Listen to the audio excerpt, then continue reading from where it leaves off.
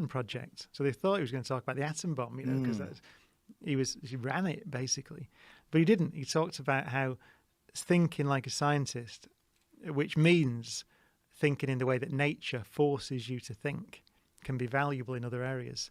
And that's an insight in itself. The great thing, the unique thing about science is nature forces you to think like that. You can't have an opinion. You can't have an opinion about gravity, right? If you jump out a building, you're going to hit the ground. That's it. Yeah. It doesn't matter what your opinion is. And he said, so if you think about, for example, quantum mechanics, so sometimes you think of a particle like an electron. Sometimes it's a point-like object. It behaves like a little billiard ball thing, a pool ball that bounces around.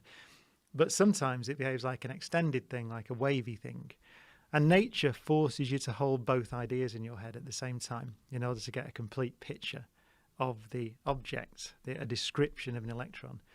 And he said that's the valuable thing about quantum mechanics. Unless you're doing electronics or inventing lasers, you don't need to know this stuff. But if you want to learn how to think, it's valuable to be forced to hold different ideas in your head at the same time. It's really teaching you not to be an absolutist. It's really teaching you. The example he uses is because I think he had problems with McCarthy and all those things, didn't he? So you think he's writing in the 50s. So he said you can be a communist, which in his definition would be that you think the needs of the many outweigh the needs of the few, right? So society is all that matters. Or you could be a libertarian, right, on the far conservative end, where you think that the individual is the only thing that matters, and that's it. But actually, of course, to have a functioning society, you need a mixture of the two. And we can weight it one way or the other, but you need to hold both ideas in your head at the same time. And he said that's one of the most valuable things about science, because it forces you into modes of thought that are valuable. And that's what we're talking about here. We're talking about absolute positions are always just a blinkered sort of subset of what's actually happening. You can't understand the world by being an extremist. Yeah. You've got to hold all these views in your head.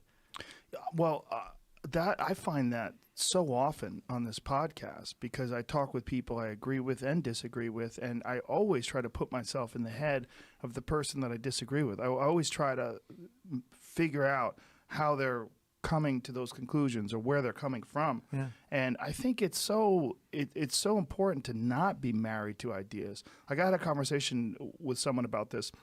And they said, like, sometimes you change your opinions a lot. I go, yeah, I do. I do. As if it's a bad thing. Like I'm flip-flopping. I'm not a politician. Like, I'm not flip-flopping. I'm thinking. Yeah. I'm not sure. I'm not sure. Like, I will have one opinion on a thing, whether it's a controversial thing like universal basic income. I'll change my mind 100% in 2 weeks. Yeah. And I'll go, no. Now I think it's probably a good idea. Yeah. And then I'll go back and forth. No. People need it's as cruel as it seems. They need motivation. And I don't know. I bounce around with these things. Yeah. But I've tried really hard as I've gotten older to have less absolute opinions. Yeah. Yeah, Richard Feynman, another great physicist, wrote a similar essay at a similar time to Oppenheimer. And he also worked on the Manhattan Project. And it's called The Value of Science. And I think that was 1955. And they both shared, actually, a surprise, I think, that they were still alive. Because they thought that the power they'd given to the politicians, the atom bomb, would destroy everything. They didn't think that the political system would control it, and it did. So that's an remarkable thing. Yeah. We're still here. But in that essay, he said that the most valuable thing about science is the realization that we don't know.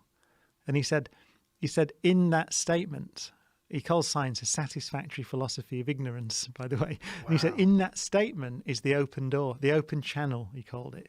So if we want to make progress, we have to understand that we don't know everything. And we have to leave things to future generations. And we can be uncertain and we can change our minds. And he said that it's a great last line. I can't remember exactly what he says, but he said it's something like, it's our duty as scientists to communicate the value of uncertainty and the value of freedom of thought to all future generations. That's the point. That's what freedom of thought means. Freedom of thought means the freedom to change your mind. And in fact, said that's what democracy is, if you think about it. Democracy is a trial and error system. So it's the admission that we don't know how to do it. Therefore, we'll change. Every 4 years, we'll change the president, or every 8 years, we'll change the president. Why?